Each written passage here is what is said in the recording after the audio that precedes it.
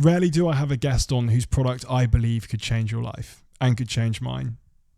I believe this episode is an example of that.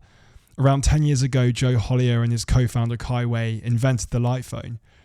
The light phone in many ways is the antithesis of the attention-grabbing smartphone. Joe and his co-founders saw the issue well before many of us. The issue that social media, Instagram, TikTok, were taking up far too much of our day and actually disconnecting us with what really matters. Even 2-3 hours a day on social media, mindlessly scrolling emails, mindlessly checking the internet, that equates to years of your life. Joe and his co-founder aim to try and give us that time back.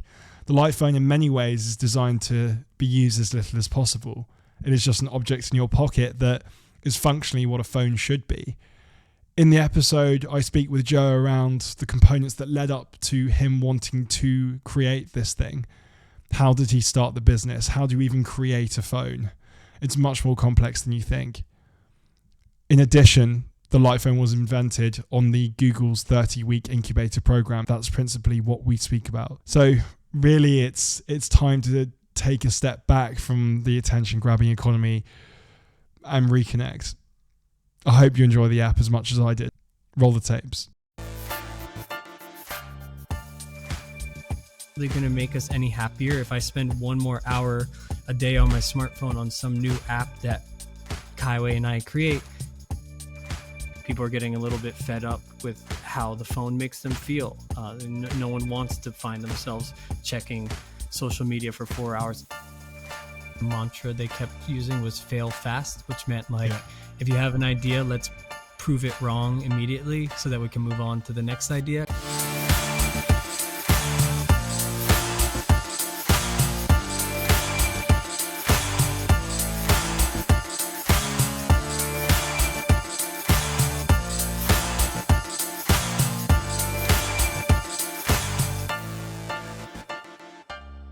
Wouldn't know the number, but I tend not to watch them all back, so I think I've forgotten.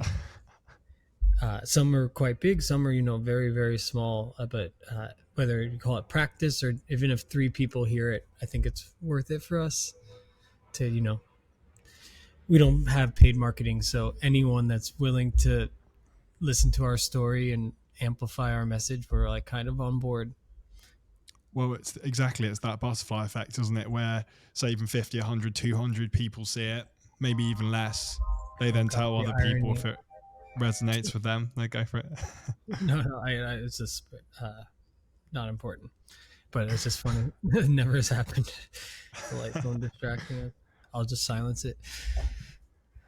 I was gonna say the slight irony of me emailing you on my iPhone is slightly ironic for this, but we'll leave that one to a side.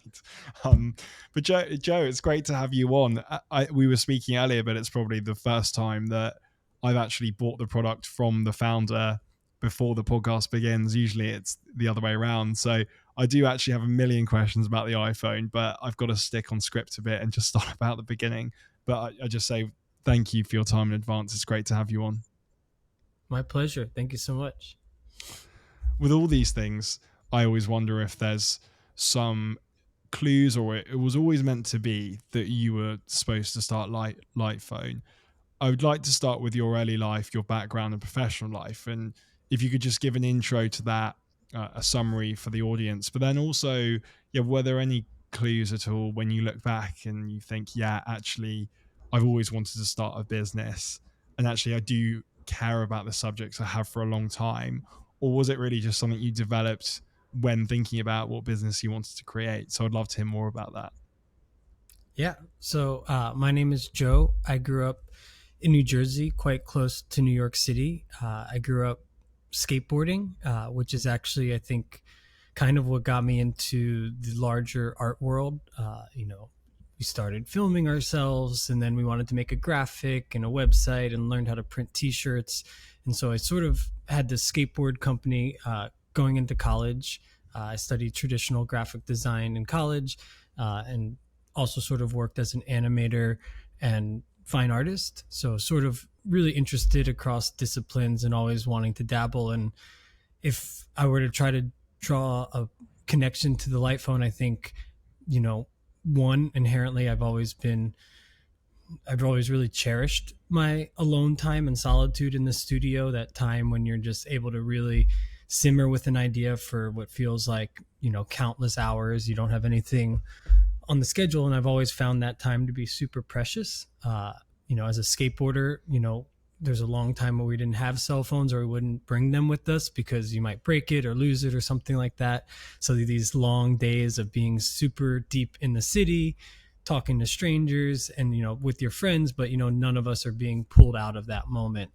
So there's definitely like a ton of little instances like that. But I think in my artwork, I was always trying to speak to, really in an almost existential way, like taking responsibility for our lives and not just accepting the world as that's just the way it is, and wanting to encourage people to, take more agency in their own personal life to kind of own it, whatever that might mean. And hopefully that might translate to larger changes in the world and society and some of these systems that I so heavily criticize. So while technology wasn't necessarily a part of my background, I think I was always trying to poke and push and pull things in interesting ways. So when I joined this Google incubator experiment and learned about smartphone apps, my initial reaction was to sort of go the complete opposite direction. And that's really how the light phone was born. But I think that's a sort of natural Joe contrarian sort of point of view. So just going through the timeline. So you went to a design school in New York, is that right? Mm-hmm. Yeah, School of Visual Arts here in New York City. Got it. And that was from when did you graduate there? I graduated in 2012. Okay. And though it was traditional graphic design, my teachers taught design more as a way to problem solve that was almost agnostic to the exact medium. So I was dabbling a lot with film and photo and stop motion animation, but using the design lens as a way to kind of, question and push and pull these different ideas. So you're clearly creative. You mentioned the Google Incubator program, and actually that's one of the 5 points that you mentioned within the first around the first 100 days that super integral to where you are with the light phone now. So how much time was there between graduating the School of Visual Arts in New York and then joining the Google Incubator program? And then what were you doing in between? I know you mentioned having a skateboarding business as well.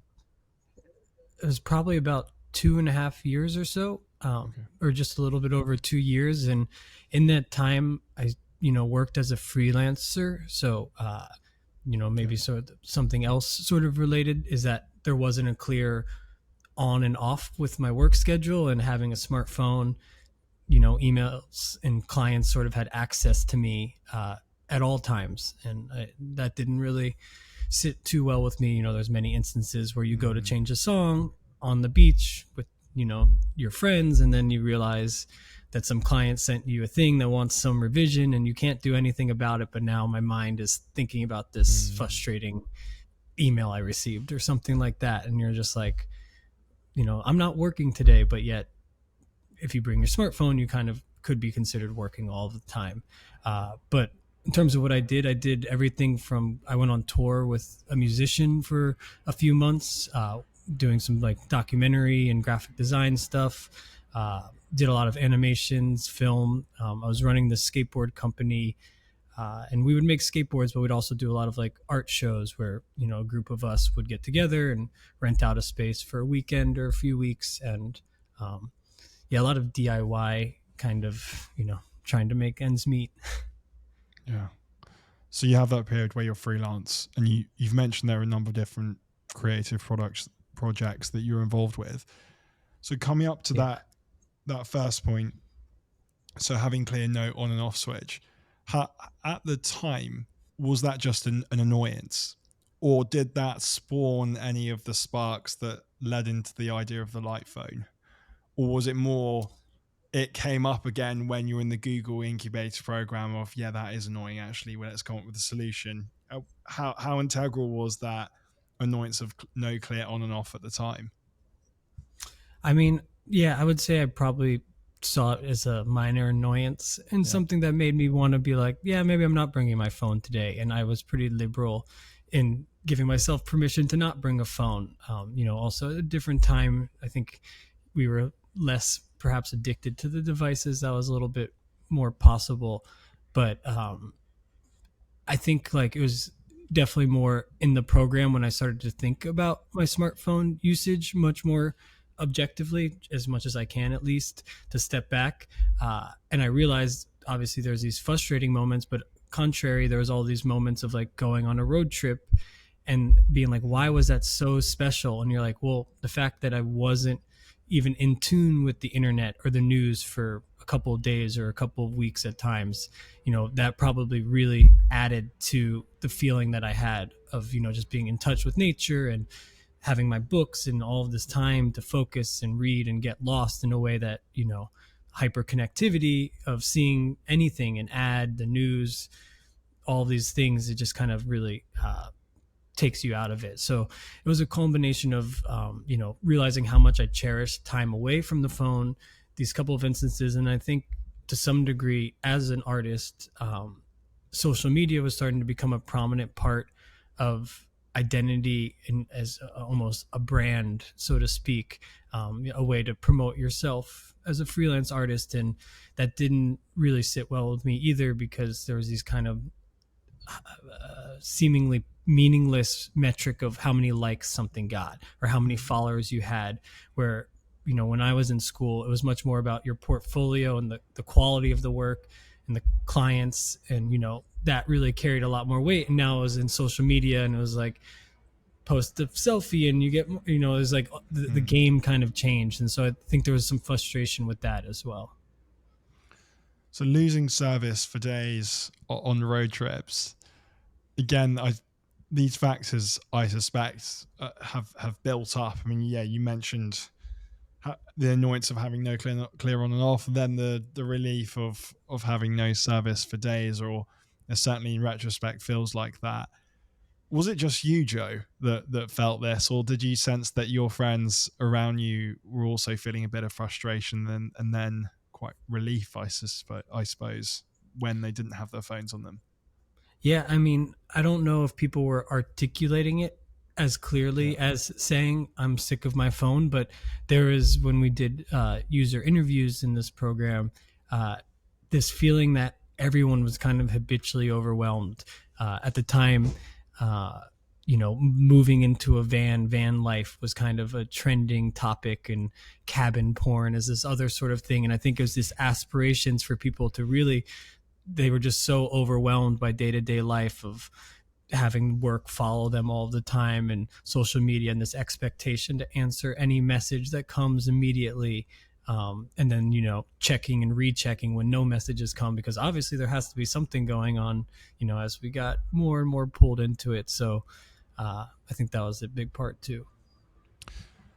And things were ramping up around, I suppose, when social media became more prominent around 2014, maybe onwards from there.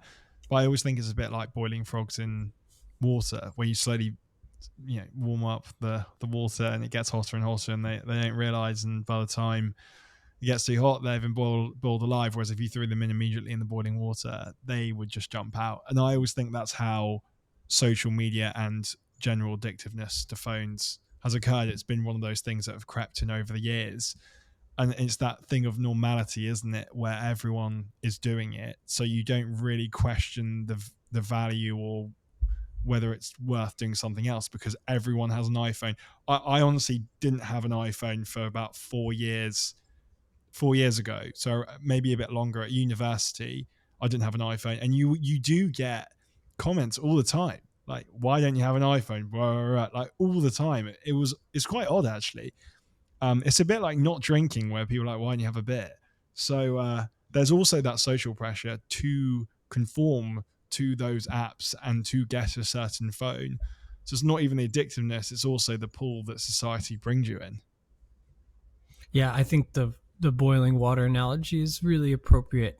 When you're being sold a smartphone for the first time, they're not asking you if you want to check your email before you get out of bed, but that's what started happening to me. Mm. you know, Mm. they didn't ask you if you want to like watch TV while you're on the toilet, but you know, people found themselves on the toilet for 30 extra minutes. So it was pitched with all these grand things that it was able to deliver on. You could FaceTime your grandma around the world. You know, no one's going to argue that that's a bad thing. But I think it came with all these other strings attached that we didn't realize we'd be so vulnerable to, you know, if it was pitched to us in, you know, that plain of a way.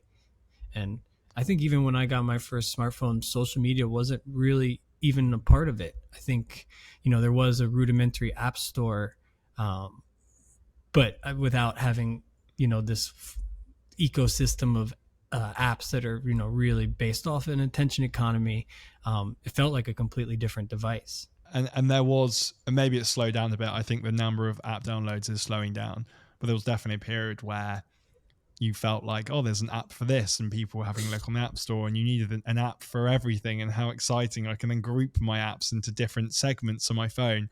And it felt very normal at the time, but looking back on it, I'm like, is that the best use of time?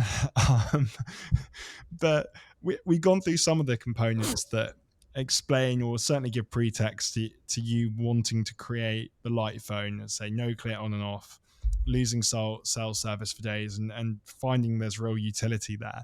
I'm intrigued in the third point that you sent over. So you said being a street film photographer, spending hours walking around with my thoughts, and this would become prominent in the branding of light. Before the light phone was even an idea, and before I joined this program, I'd taken quite an interest in film photography, and particularly street photography, you know, kind of going out of the house, maybe with some music, maybe without, and just sort of chance encounter. Maybe one day you walk for 3 hours and you don't take a single photo, and other days it feels like, you know, there's a cinematic moment happening around every single corner.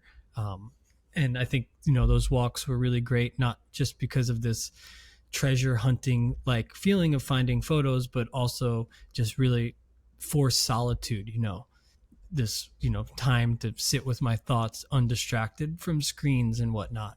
And so I think the experience of going out and shooting that way was really inspiring, especially as we started to define this experience we now call going light, which was the idea that you'd leave your smartphone at home, sort of like an away message, and take out a light phone, especially the first original light phone.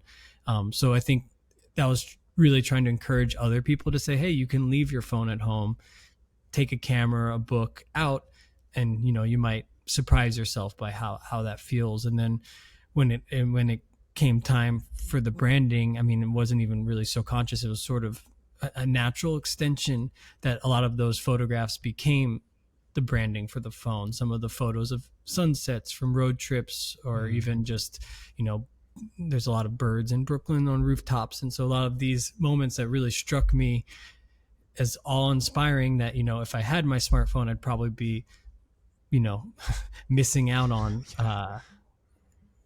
That was, you know, our initial branding, and still is to this day. We shoot most of our photos on film, and a lot of them are pretty organic. I know I have seen some of them. I love the content, but it is that Steve Jobs quote, isn't it? You can't join the dots going forward, but it certainly in retrospect makes sense why you started Lightphone, given the things that you've said just around those 3 points that we've discussed. But the fourth point I was really intrigued with. I was trying to actually read this piece yesterday, but I don't have a subscription, but I'm going to try and find a way. You said, read a Jonathan Franzen piece called "Liking is for Cowards, Go for what Hurts," a few days before having the idea. That piece just came back into my life, whatever, almost 10 years later now, I guess, because someone else was chatting with me, and I was like, what was the name of that article I read? And he was able to actually find it and send it back to me, and I was like, oh great, that's actually it. And you know, I'm sure if you are to read it, it's not going to sound like a direct correlation to the light phone. It's not like he necessarily predicts it, but in the piece he does talk about this kind of crazy allure that we have for devices, him considering himself not a tech person but still being so enamored by his new BlackBerry. But he talks a lot about the idea that, you know, so much of the internet is this interaction of just liking, which is so little commitment.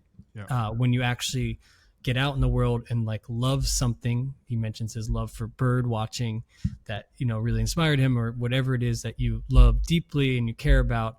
It's, you know, a significantly different thing than just pressing double tap. And how so often on the internet, even if we say I love you, it's, you know, in these sort of frivolous, almost shallow ways. Yeah. And he makes a lot of really great points. But, you know, I really like that idea of getting off the screen and, you know, committing in real life to the things that you feel strongly about, your convictions, and whether that's the people around you, the planet, literature, your art, these things, to really give them the love that they deserve, or that if you give them, it might actually bring you some real meaningful love in return. I'll put the link to that piece in the show notes.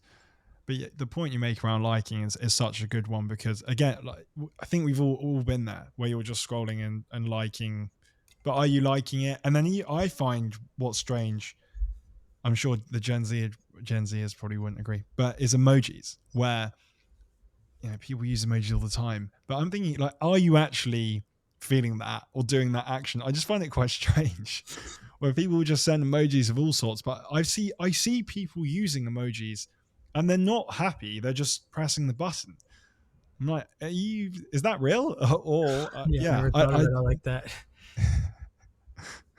Yeah, it's like the heart one or the everything. It's quite, you know, it looks really happy, but I've seen people miserable like doing that. So the whole thing's just, I don't rate it. Anyway, that's why you need to get a light phone. But we've come up to the point. So we have those 4 components that we spoke about, or key components. The piece that you read around the beauty of not having technology, having the frustration of no clear on and off switch, the ability to lose service for days, and then also just being a street film photographer and just enjoying the beauty of leaving your phone at home, taking your camera out and capturing beautiful moments, of which I think you've already admitted that if you had an iPhone, I think this is quite reasonable that you'd be on some ghastly app instead of doing those wonderful things. I think we got to the point now where, in your 5th point, you say joined Google's 30-week incubator experiment, where I learned about smartphone apps and met my partner, Keiwei. Have I pronounced that right? Yep, Keiwei. Perfect. Keiwei. And was encouraged to create new ideas for tech companies. This program, this Google-sponsored incubator, really was the catalyst, in the sense that it, you know, by joining it, I sort of redirected my time and attention to thinking much deeper about technology. And I think I probably always had reservations about the overuse of technology, but as an artist, I was still very interested in how you could use technology in less expected ways. You know, I'd made some music videos in that in-between time where we were like scanning video on iPads, because there's a delay that happens and you get this really cool effect. And, you know, no one made the iPad with the intention of you making a stop motion from scanning video on it, but that was really cool to me. So, you know, it wasn't that I was completely anti-technology, but I was definitely seeing technology as a means to make art. And so by joining this program and seeing that so much of the intention wasn't to create tools or cool things that people could take and run and expand and use in unpredictable ways, actually so much of that world was really concerned with what we call retention. That's kind of the metric of success for many of these startups at the time. And that was, how much time does a user spend with your product? You know, mostly software apps in this case, because if you could make a software app that was sticky, there would be a lot of ways to profit off of that. You could collect all sorts of data and then sell highly targeted advertising, which was this new blooming industry that we've come to know quite well. So in that program, being encouraged to pitch ideas hypothetically for new companies, a lot of my colleagues were pitching ideas for smartphone apps, and I think they all had really good intentions, but the reality was to bring that actual idea to life and to scale it, especially with venture capital, as we so often saw, you know, so often the product kind of veered into its own direction, sort of drifting from a lot of the times the founders' intentions, which were quite good probably from the start. So you'd see all these founders that started these companies with great intention, but now they were just machines trying to get a couple more clicks and scrolls and views. And Keiwei and myself in the program met, which obviously was a huge stars aligning kind of moment for me. Yeah. Keiwei came with some experience making phones in the past, and I'm sure he could tell you about all his reservations and personal gripes with cell phones at large, and the kind of spec race that he experienced with Motorola and otherwise. But we kind of asked ourselves, like, is being any more connected possibly going to make us any happier? If I spend one more hour a day on my smartphone on some new app that Keiwei and I create, is that what I actually want? Do I want to be scrolling, or do I feel like I want to throw my phone in the ocean some days and never go back again? And obviously that's less than practical as well. So we sort of started thinking back to our first internet experience when there was a very clear on and off. For me, there was one computer in my dad's study room, and yes, I could go on that computer and I could go on AOL Instant Messenger, but once I left that chair, the internet was behind. And so there was this really clear online offline divide. But as soon as the smartphone came in my pocket, as I sort of said before, it's like you could be in bed checking Instagram, you could be at dinner with your mom checking the news, and it was just sort of 24/7. And we found it universally much harder than we probably realized to put down. So that was sort of how the light phone idea was invented. If I'm listening back to this, Joe, if I'm a listener, I'm probably thinking, how do you even get on the Google Incubator program?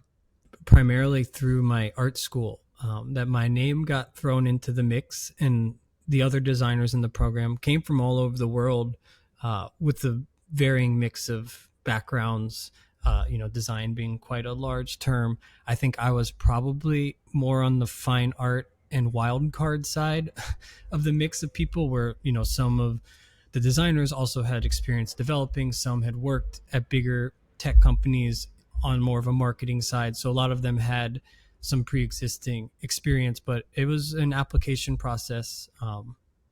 And I think about 15 of us joined, and maybe about a dozen were left or remained at the end of the 30-week program, which was about a school year long.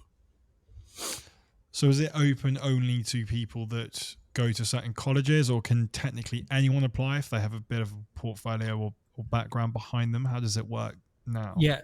Well, the program was a one-time experiment. I don't think it was considered a success internally by Google, considering that the light phone was really the only company to come out of it, which did the opposite of what the hypothesis sort of was of the program. But at the time, anyone was open to apply, and I think they promoted it through schools, not like exclusively to schools, but trying to encourage them to tell alumni, as well as like Fastco and some other tech websites covered it at the time.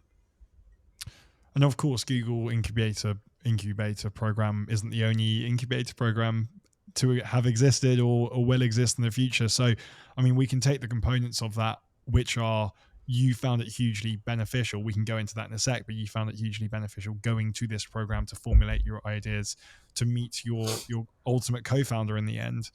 So clearly there is value in that process. When you got onto the program, so 30 weeks, what's that, about slightly more than half a year, did you have any idea that you wanted to start the light phone on day one? Or did you have some idea about what you maybe wanted to do, or literally no idea, and you just thought, okay, I'll come up with that when I'm there and meet the right people?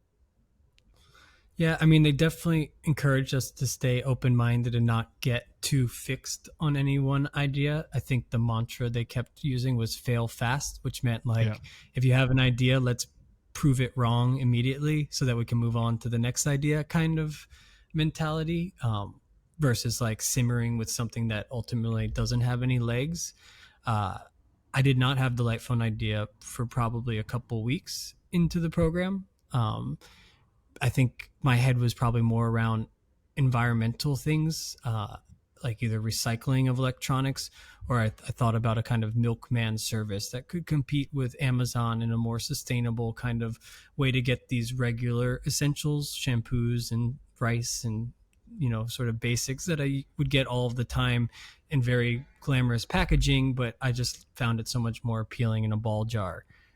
So I said, why do these things need to be packaged? I want the same shampoo again and again and again. I don't need to be sold again and again. So those were sort of my initial ideas. I don't think I am suitable or the right person to necessarily solve those. I learned quite quickly, recycling electronics is incredibly complex. And starting an operations company seemed also quite complex. So we were bouncing ideas off on a week by week basis, almost day by day basis, which was really fun because it forced you to just stand up and commit and pitch an idea, even if it was still sort of half baked. And then you could iterate on that based off the reaction that you got. So we all got very comfortable in the program, and I do have to thank all the founders and different people that came as guests because they were just so generous and honest and open with us, in a way that wasn't flashy or trying to sell us on their product or them as some genius founder or something. They're almost brutally honest about the process. So that was really incredible too. Yeah, if I was with you on that incubator program, minute by minute, I suppose, what would I have seen? Were there long periods of the day where you are just bouncing ideas off individuals that you meet there, or there were talks from, as you've just said, very successful founders? What was the structure day on day? Kind of a mix. There was definitely a lot of talks, but these wouldn't take all day. So, I think we all had a lot of agency to schedule our own days as we saw fit, but there was definitely a pressure and a sprint. And then each few weeks, a different guest would sort of be responsible for one idea that we'd be delving in with specific founders. It's been a bunch of years, so I'm forgetting the exact topics, but, someone from Frog Design came and, they brought a lot of design oriented people, someone from, the investor community or, law and legal. So we kind of touched upon different things, and then they would bring their own guest during those 2 weeks. So we got a really great mix of people. And then anytime a guest would come, they would show us their idea and have these intimate Q&As. And then we would get to stand up and do our sort of elevator pitch, maybe 1 or 2 minutes, and get some, feedback from people. And as I started pitching the light phone, it was really interesting to see the polarizing reaction that it got. Because some people immediately, oh my God, emails ruined my life. I want this. I need this. Please give me a light phone. They loved it. And a lot of people really, really didn't understand, or dare I say, like, hated the idea. Maybe their entire portfolio was going in the opposite direction that the light phone was saying people needed to go. Or they just were, a CTO at some very, very big company. And they're just like, it would be irresponsible of me to spend 3 hours away from email. Which, I was kind of like, well, you're not going to play catch with your kid and leave email for a couple of hours. And so it brought up these really existential conversations that almost had nothing to do with my phone, but more about our relationship to technology. So as an artist, first and foremost, that really interested me because those were the conversations I hoped to spark with my art. But I realized by, putting a price tag on this piece of plastic, which all it was at the time, with some Photoshop, we had these really rich conversations. It was incredibly polarizing. Before those conversations, had you already met Keiwei and had then started to formulate the idea, or was it you had formulated the idea, pitching this, and then realized that, okay, I don't necessarily have the skills to make a phone, or I don't have the the necessary skills to take it forward. I need some help. How did that work in the sequencing? It all kind of happened at once. Okay. Keiwei was in the program with us, and I happened to, naturally be quite close to him and a few of my other friends, Gustavo and Steven and Karen. And so, I think they were probably the first ones that we started talking about it. And Steven's like, Kai made phones, and so it was like almost from day one, hour one, that I was pitching the idea, bouncing it off with Keiwei, and he was very intrigued from the get go. Had a lot of reservations that were completely justified. I didn't know how hard it would be to make a phone. He understood that reality a lot better than I did. And I'm sure if I was aware of the full complexity, I may have shied away from the project a little bit more. But in this case, naivety worked in my favor. But in the program, Kai was exploring other ideas previous to Lightphone, but there was definitely a point where me and him felt like this idea was really interesting and something we wanted to push forward. And ultimately, by the end of the program, we launched the Kickstarter like maybe the next week.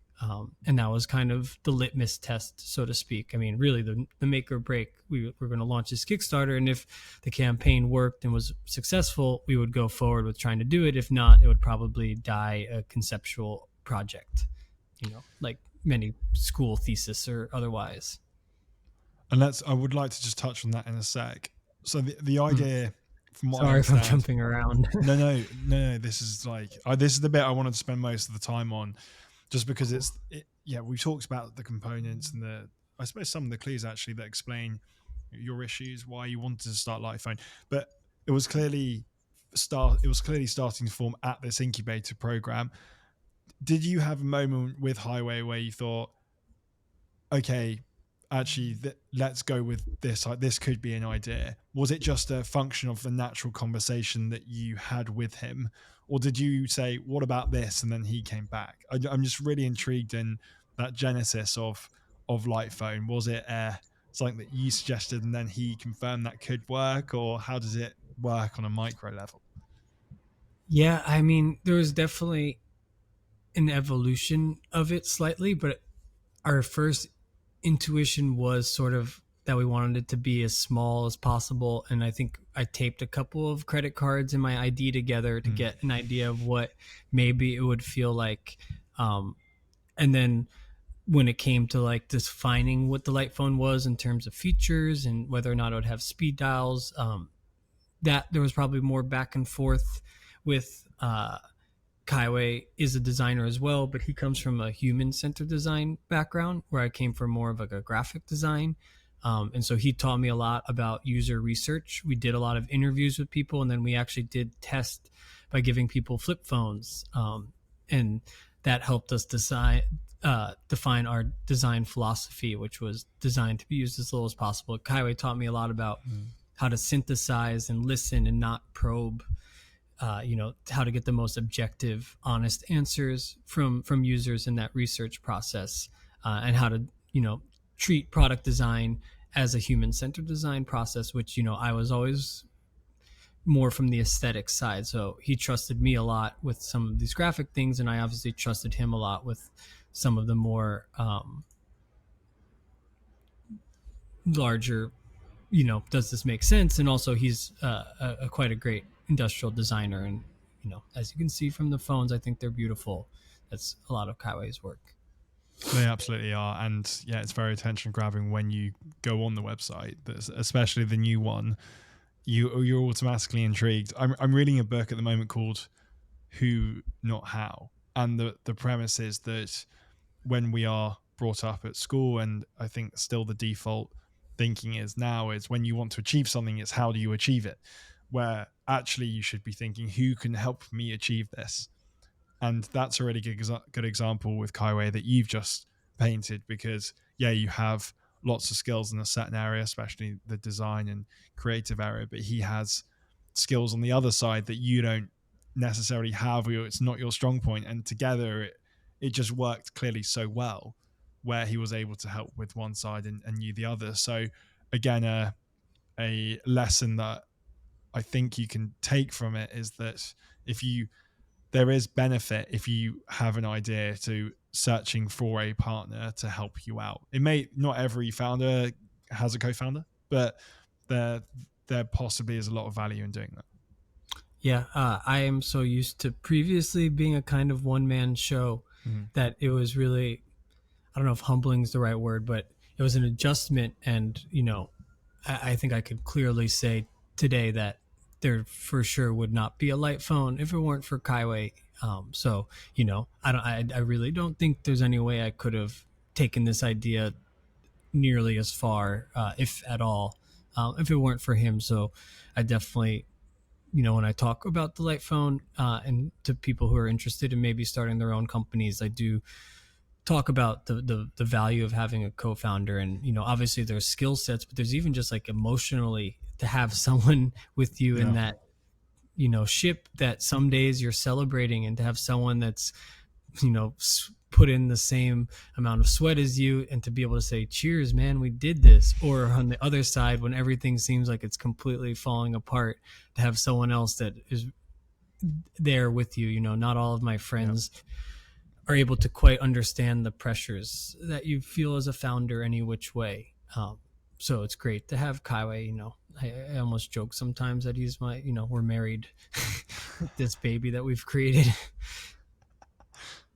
Well, it's got a long life, hopefully, and it's only just beginning. But there are three, I think that you've spelled out at least three benefits of having a co-founder. So one of them is even just bouncing ideas off and formulating ideas. There is, so I work in it's finance/tech firm, but on a lot of the developers' desks, they have this red rubber duck. And the idea is that you speak, when you have an issue, you speak to the red rubber duck, and then it's easier to come to a solution, even if you're just speaking to an object. And the idea is that speaking out loud, for some reason, I don't know the reason, but it helps you formulate solutions better. So having a co-founder in that respect has massive value, or someone at least you can speak to. The second is the technical skills, which Keiwei has, and we've spoken about that part. But also, as you just say, the camaraderie of some days will be amazing, some days will be awful. Having someone there to celebrate the highs and to commiserate the lows is, it just seems far more comforting. And there's also, the reality of like, there's a lot to do. And especially for the first year or so, it was just Keiwei and I before we got any outside employees. So just being able to divide and conquer, we still wear many hats, each of us. I'm still very deep in the customer service while also doing all the design and branding and marketing. And Keiwei is our CEO now. So, we talk about all of the things. I don't just make a design without him seeing it. And he talks to me about these financial decisions that have to be made. But it's good to have someone owning each thing, and that I don't have to carry every single thing completely on my own. That seems like it'd be quite a lot, even if technically I had the skills, which I don't. Keiwei does bring a really great set of skills. He had an MBA in addition to a master's in design. He's a great co-founder. Bringing us back to that moment where you floated the idea to Lightphone to people that you were pitching to, and you got an amazing reaction from some and an awful reaction from others, or a very strong emotive reaction. Let me rephrase it like that. Was that the moment where you thought, I might be onto something here?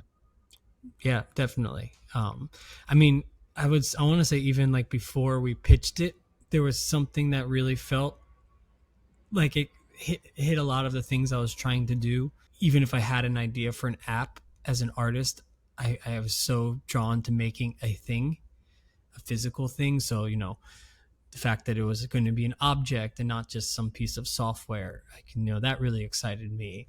Conceptually what it stood for, on a philosophical level, like it was something I felt a lot of conviction for. So I think there was like a gut feeling that like, this feels like the best thing I can be doing in this program, or maybe uniquely to me that I might be able to offer to the tech world.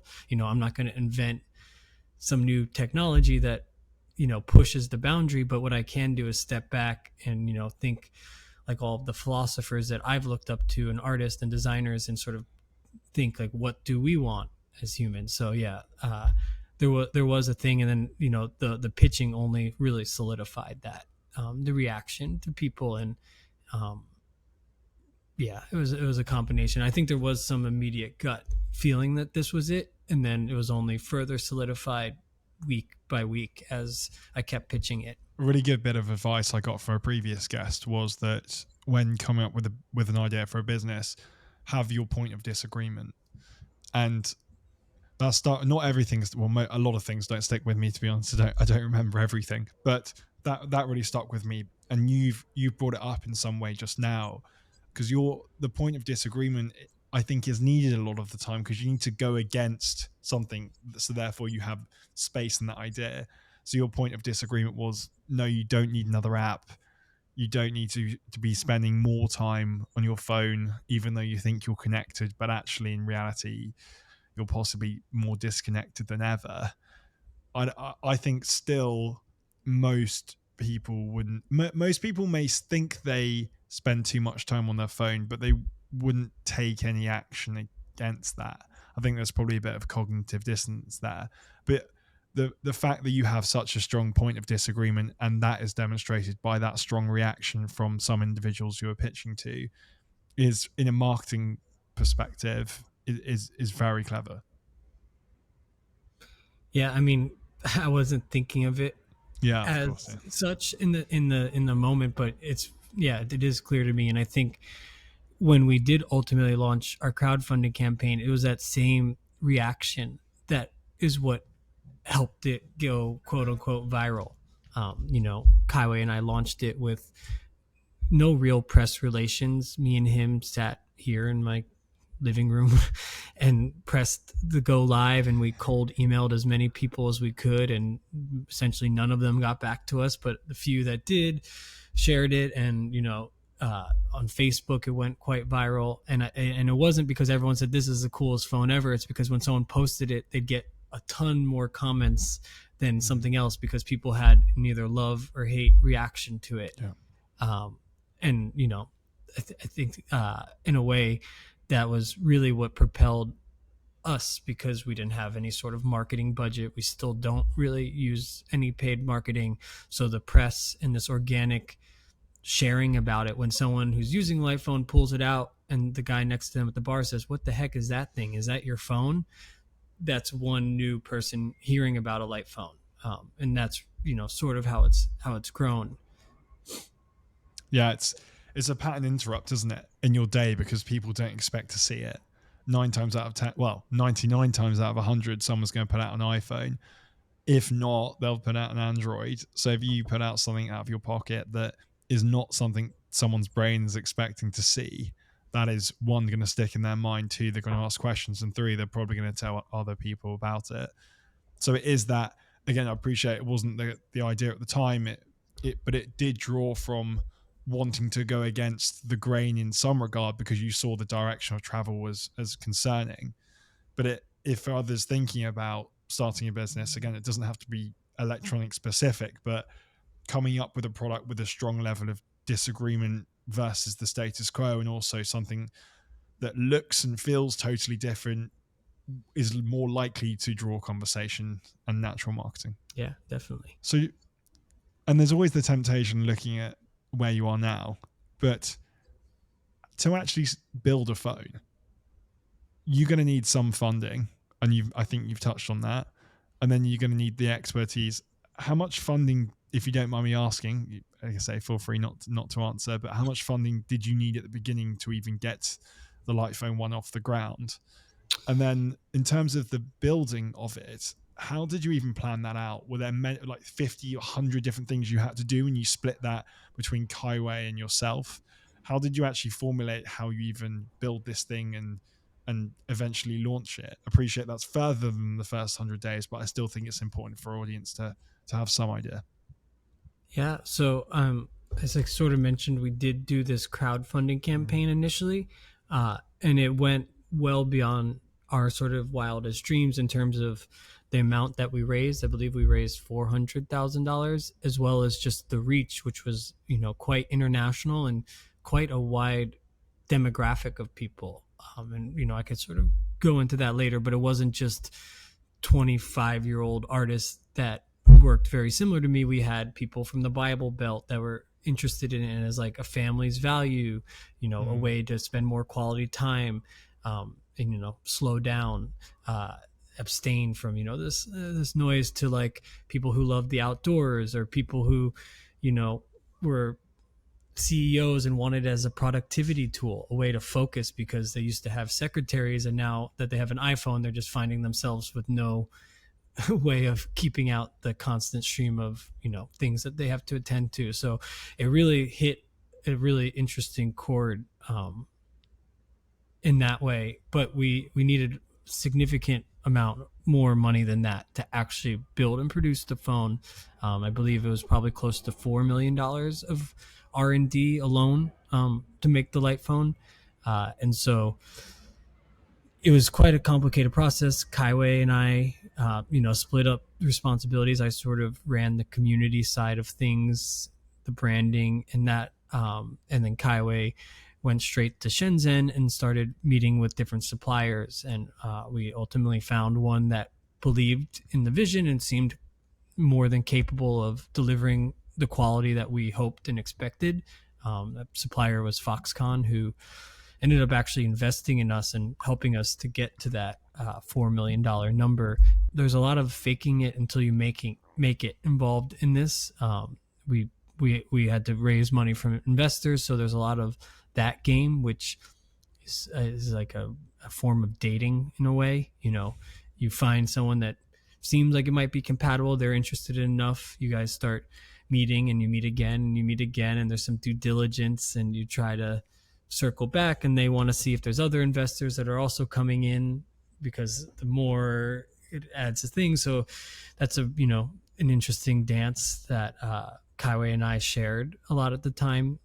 Now that he's like the CEO, it's a little bit more his cup of tea these days. But we divided and conquered. We were able to raise the money from these investors, a lot of which were people that came from tech and really believed morally that the light phone deserved a shot. And obviously we had to have some business legs, but I think first and foremost, it wasn't for profit. I think there was an interest deeper than that. And that's not the norm in Silicon Valley, in the tech world at large, but there is, a small sliver of world that is, passionate about those things. And so we got really lucky, and working with the manufacturing partner, that $4 million is to hire teams of, at times 60 plus people. They scale up and down at different parts of the project that include everyone from like people on the RF, the radio frequency side, the mechanical engineering, electrical engineering, operations, how they're going to assemble it, sourcing, where they get all the various components from. So, a huge team of people. And so, Keiwei and I relied heavily on their expertise to pull off and actually build the phone itself. I was thinking about that. So there must be a list of 50 plus things that I suspect of things you'd have to execute on to actually get this phone out there. How did you find the full list of things that you actually need to do? Because there's things that you wouldn't naturally know about, I suspect, right at the beginning. And I know you worked with a manufacturer that you've just mentioned, but was it a case in asking for help even outside of Keiwei of like, how do we actually execute on this phone? How do we get the list of things that we need to do? And once we do them, the phone will be ready to sell and the website will be up. How do you find that entire universe of things to do? I mean, to some degree, they'll find you no matter what, I feel like, because of, necessity of like, oh, wait, we didn't design that. We need a sticker with the serial code for the thing, the kind of mundane tasks that you don't think. I think some of it you look forward to, like making a commercial once the phone was done. I knew we would need that, and I looked forward as, sort of designer to making that. The packaging, I knew that would be really fun and exciting, and I think we made a really cool packaging for the first phone. But in terms of like the troubleshooting website and dealing with SIM cards and carrier compatibility and all of these things, I don't think we knew in advance quite everything that we had to solve for, but in due time it would come across our plate as a problem that needed to be solved. And so, we had to hop on it and learn, or find someone that could help us do that. So, none of it's rocket science. It's just a lot of things to do. And I think it makes itself apparent in due time, because as you get closer to launching, well, the FCC needs this, or we need that, and there's this trademark, and there's that IP, and these things that I would have never thought about ahead of time. That who knew that the FCC certifications were hundreds of thousands of dollars? Wow. We didn't initially account for that. Who told you about that? Is that something you found out yourself? Well, yeah, I mean, as you look into it, someone's got to do it, and then you realize and talk to whatever parties. A lot of times it's a third party that conducts the testing. So, we pitched to a couple and got quoted, and we're like, okay, well, now this is how much this costs, more or less. And this is how long, more or less, it's going to take. But our supplier, like our manufacturing partner, they were really helpful with a lot of that. And then, we started hiring. One of our first hires, she's still with us to this day. And she's, I sometimes joke, like the third founder. She's been so incredibly helpful across all things, but especially finance and operation. So her expertise, having her in-house with us, willing to go the extra mile to try to see this through, that was, so helpful. And I suspect the people that you hire are joining because of that core message and belief that you also believe in. A lot of the times with products, there's always a message. Nowadays, there's definitely always a message behind each product. So you could have a new drink, a new bar, whatever. But it's actually in reality quite difficult to have a huge meaning behind it.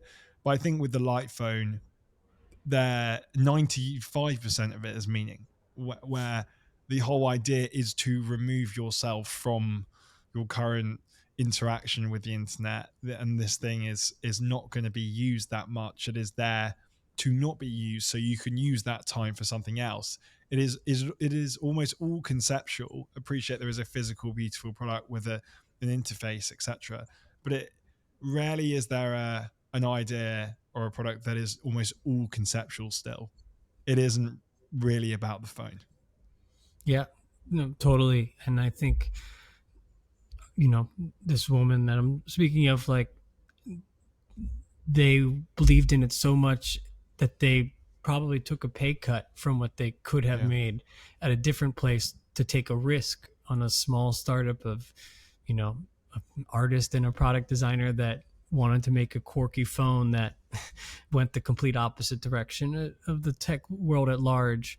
But she believed in it. And, we obviously, she's now a part of it and owns part of the company too, for, that commitment, but that doesn't necessarily translate to anything unless we succeed. So, she believes that deep that she's been willing to commit many years at this point of her career to helping see this through. And, I'm so grateful. That's all. Joe, I ask all my guests this, but and I'm intrigued because I don't know if there's a correlation between what I'm about to ask and building a business, but how do you see the world now, and how did you see the world before you started the process of building the light phone? An example would be, you're a very optimistic person. You think that anything is possible, everything is an opportunity. The opposite end of the spectrum would be the world is a scary place. Everyone's out to get you. You have to be close, guarded, etc. I'd be interested to know how do you see the world?